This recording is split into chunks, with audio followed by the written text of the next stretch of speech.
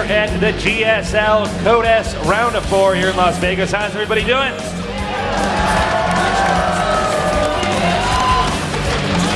All right, so we're halfway through today's show.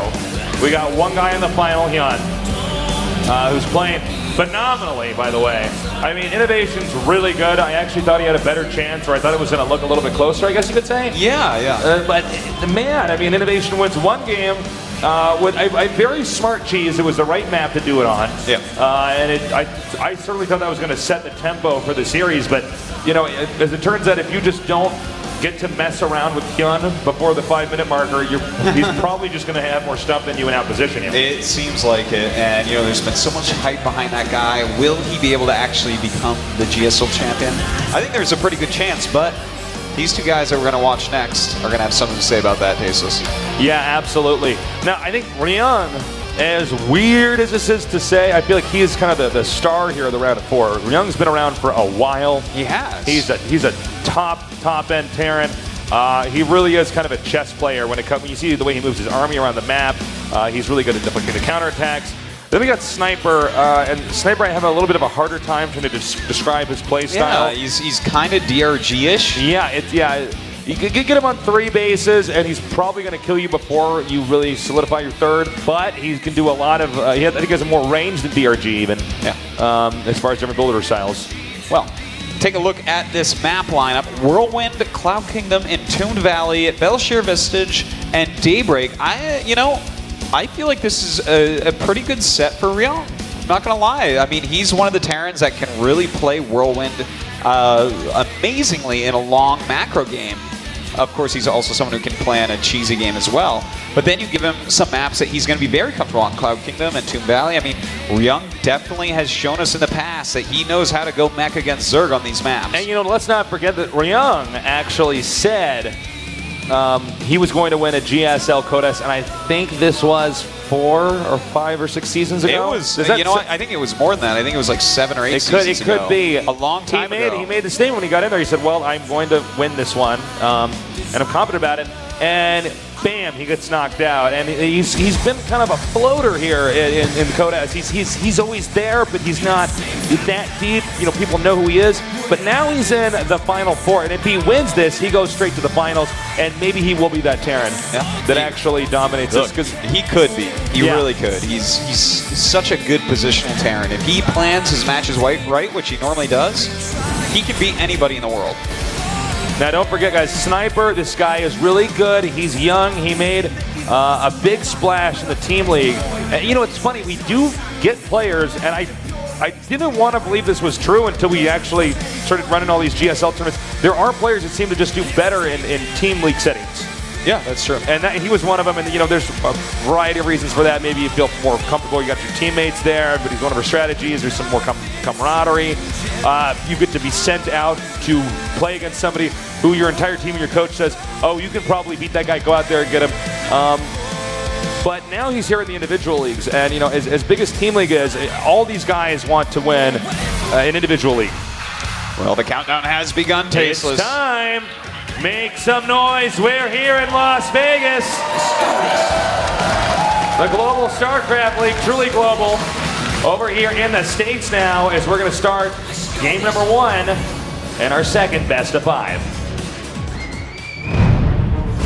Vegas.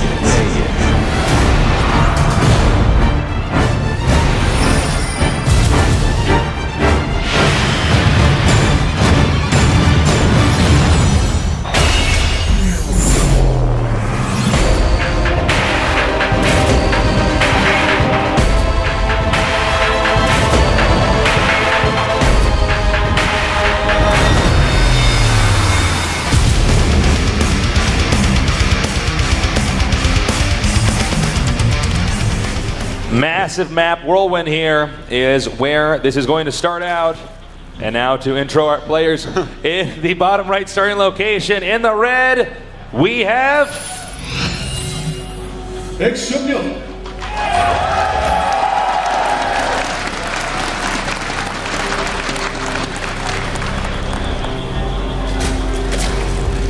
And you can see his road's been a little bumpy getting here. Yeah, a little bit.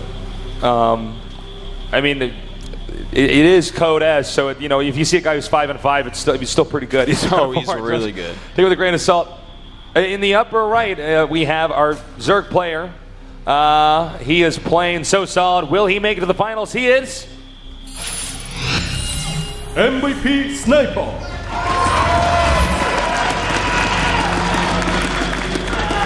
And of course, a big shout out to StarTale Legend for his observing skills. Yeah, actually, guys, we have 2 observers here. We got Heaven and we got Legend. And just one more time, can you guys please give a big round of applause for those guys? It's really hard to do in-game observing. And I am so glad that we're at the point in time where we're now having observers, because I can tell you guys from experience, trying to cast and observe is a nightmare. It's terrible. It is terrible, and these guys do a great job. And you actually pretty much have to be a former pro to be an observer. You have to know exactly where to look on the mini-map, and then you have to know all the builds, and you look at the builds and go, aha, okay, he's going to do this. I got to check over here later. I mean, you're a virtual cameraman in StarCraft, so we're really happy to have him down here. Okay, no, I'm sorry, that's not the racks. The command center and barracks. That would be one. I was like, that's really weird. Crazy build there. I don't think the 2 racks opening is going to work on a really big map like this. So he's going to go command center barracks. Very standard stuff. He didn't put the command center on the low ground. We have had Zerg's, 6-pool. Yeah, it does happen from time to time. If you're wondering, well, why the hell would you 6-pool on a map this big? Isn't the travel distance, so long it's not worth it? Well, that is true, but then the map's so big that Terrans say, well, no one would 6-pool me on this map, so I'll just make a command center first, and then you end up just losing to that. So there's some mind games going on. This version of it, since he didn't put the command center on the low ground, he's completely safe. Yeah. Now, I'm really excited, Tasteless. I want to see what Ryung has planned here. I'm watching him like a hawk right now because, this is Ryung is the Terran who can play this map normal. He can play a macro game here, and it will be close. And we talked he will about win this. or lose. I think you still agree with this. We said a while ago he's probably the best Terran on this map. He is. I would say without any doubt. What was that? What was he against that we were casting where he? I think it was Symbol or something like that, and he played like a 35-minute game, and like Symbol was trying to move around him and everything, and he was just stopping every single move. And I did not know Terrans could do that on this map, so I'm curious. Now remember, they're not in cross spots, so that does help Ryung out a little bit as well. Even though they're still far apart, upper right, bottom right. It's a little bit closer than it would be if it was, let's just say, bottom right, top left. Yeah. Well. No one really showing what their true intentions are quite yet. We do have speed on the way for Sniper. Mining just a little bit of gas right now, so this is very normal coming out of him. And Ryung, he's playing pretty conservatively overall. So, I mean, he's got his 2 Raxes. He didn't get too greedy overall, going for that factory at a reasonable pace, and already throwing down a bunker. So, I mean, this is looking like it could just go straight into a macro game, which would be pretty interesting to see. So we've got the reactor coming up over here, and he is going to go ahead and put some Hellions on there. Part of me feels like he should actually do like the double factory, mass Hellions, barrel in there with a surprise attack, like 15 or 16 Hellions. Well, he's getting like a really quick tech lab on his other barracks and starting stim, so that's kind of interesting. That's a little change. You don't normally see this build order, and that could be for a marine timing attack. That might just be because he wants to be safe. Maybe he thinks that there's a possibility Sniper will do some sort of roach baneling attack or something like that, in which case if he has stim, he's going to hold it much easier. All right, so the third base is for the Zerg is being taken now. Now, Ryung, he's one of these guys that has had so much experience now. Not that Sniper has it, but Ryung we have casted a lot of Ryung's games, man. He has been around for a while, and I don't think there's going to be any nerve issues here on the stage. Sniper has got a lot of experience as well, but I think Ryung surpasses him. Yeah. Ryung was actually mentored by Slayer's Boxer, the legendary StarCraft 1 Pro. And it's I don't know, it's going to be a great match. By the way, guys, while we wait for this to heat up, make sure you check out the new yearly ticket page. It's open. The tickets, there's some changes. Not sure what they are, but you want a ticket. You want that ticket. Yeah. You want that ticket. Actually, I knew some of the stuff that's coming next year. I don't know if I can say it yet, but we got a lot of exciting stuff here for next year. GSL is doing fantastic, and we look forward to continue to expand with more stuff for you guys. Double engineering bay coming down here. Yeah. We already have the double evolution chamber for Sniper, so he's getting his upgrades right away. And Ryung just continues to pump out Marines and play normal. I mean, he's adding that third command center and everything. So, oh, that's not good. Now, you know, some of you might be watching and saying, oh, you know, it's not a big deal, it's 2 drones. But really, when you're at this level of StarCraft 2, where you have like currently the 4 best players in the world playing, if you leave a few drones idly, or let's say you get an overlord out, like, you know, 5 seconds later, it actually does matter. So that's a little bit alarming to see him doing that. Now, he's got that really quick stim. He started combat shields, and he has medevacs. So we might actually see... Now, he's actually kind of hiding the medevacs. See, notice how he pulls him to the side? That was slick, man. He doesn't want him to see this, because this is kind of like a weird timing on everything that he's doing here. So, you know, right now, Sniper probably thinks, okay, he's researching stim. Nothing too weird going on, but... This drop timing is something that could do a lot of damage if he doesn't see it coming. No, totally, 100% it could. We got the medevacs coming out here, and the Spire's almost done. Now, here's the thing. Medevacs are great because obviously they can pick stuff up and heal them, but the problem is that when you're moving around the map with medevacs, if you lose, let's just say the medevac gets sniped and it gets taken out, you're going to be in a lot of trouble. Now, he's pushing forward here. He's going to get a queen. This is going well. I don't know if he's going to continue to push here or if he's going to go like this up to the front, kill up all the creep tumors, and then drop into the main. He can do that too. Well, you know what? The cool thing about Ryung, he kills creep and then gets off of it because he doesn't want to be surrounded. He's one of the best players at things like that. So just kind of clearing things out for now, gaining some map control and pushing back Sniper. Very good play so far. Okay. If you actually look, the Zerg's done a great job. Look on the mini-map here, guys. He actually has overlords at the top, at the far left. So any medevac that's going to be coming around over there, boom, Sniper's going to be ready. He's going to take that out. And that's when stuff gets scary because if you lose just a handful of medevacs, like I was saying, all right, never mind, we're going to have an engagement. All right. I'm not sure if I was supposed to do play-by-play there. If you lose those medevacs, that's it. You're in a lot of trouble. Yeah. All right, so we do have Baneling speed on the way, 2-2 as well to go with these mutas. And the muta's coming into the main base of Ryung. He doesn't have that great of turret placement just on the side so far, so already taking some damage. And looks like we might have a small hiccup here, but... well, the game is still going on. Yeah, the game's actually still going, so everything's actually fine. Legend just... yeah, I think it's actually one of our observer, or it could be a Wrath computer too. So it's actually fine, guys.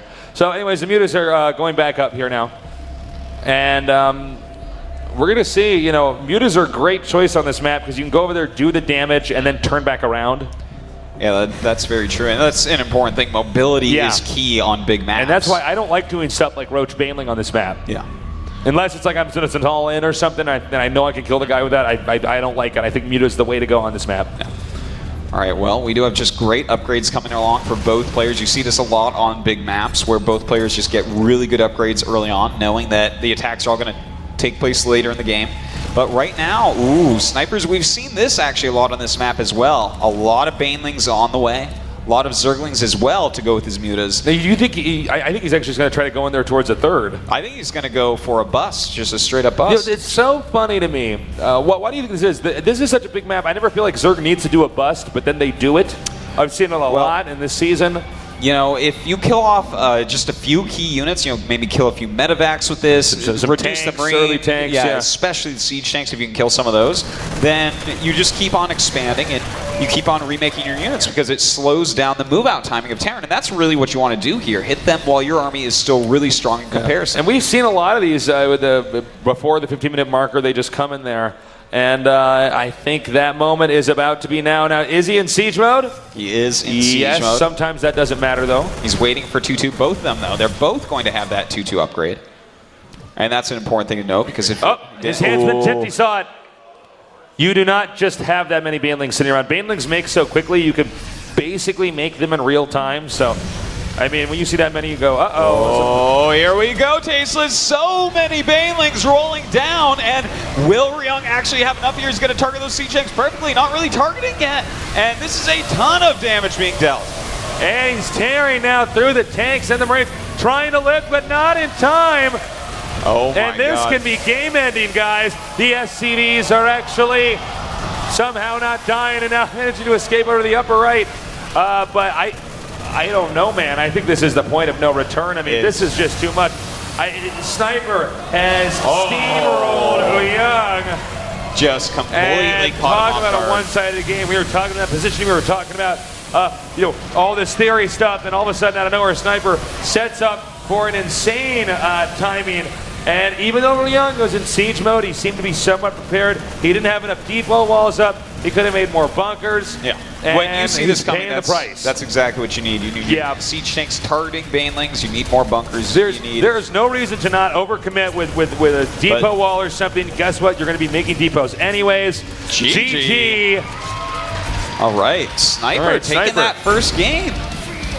That Canadian guy in the audience might be pretty happy if he wins, man. ZVZ. I bet he is. I see him right now. Front row. Well, that was that game was pretty one-sided. Well, That was not. I mean, they built up to this. they both one looked moment, very even, and then he and then was one like, of them died. well, I'm going to make more banelings now and try to kill you. And that strat's been working more and more. And you can see Ryung not happy with that. I think some of these Terrans, and even me as a caster, if we're not quite used to the fact that a lot of these Zergs don't feel the need to make this an endgame ZVT on this map.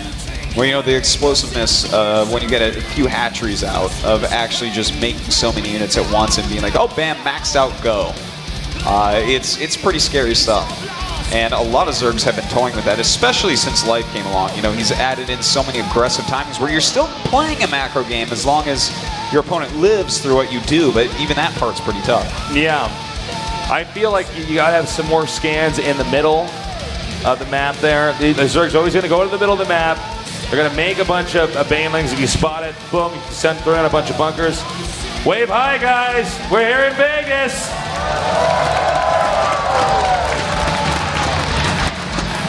A lot of Ryung fans out there with their plastic hammers, or axes, I guess. And what map number 2 is Cloud Kingdom. Yeah. This is a cool map. It's actually a lot different from some of the other maps that we have. Yeah. There's a lot of strategies you can do on this map that you can't quite do. So we'll see what happens. I think. Do you think Ryung will go mech here? Because he's a very good mecher. Yeah, I think he can go with mech as long as he walls in that little entrance in front of the second. A lot of these players are going mech and then they don't have the infrastructure to stop a flood of links. Well, we don't have to worry about that with Ryung. I mean, he's true. one of the best defensive mech players in the entire world for sure. All right, guys. Well, we're moments away from going into game number 2. Who out there thinks Ryung's going to take it? It's like 5 When I did that, the audience was really, what? All right. And then, all right, how about Sniper? Anybody here cheering for Sniper? Wow. I thought Ryung would have more fans. Yeah. Well, we'll see. He might get some more after this game. Yeah, we'll see about that. So, I know that camera shot, man. That means we're almost starting this thing as the countdown's now started. So let's go crazy here, guys. We're in Las Vegas. Game number 2 is about to go underway here between Ryung and Sniper. The winner goes on into the finals of the final season of this GSL Code S.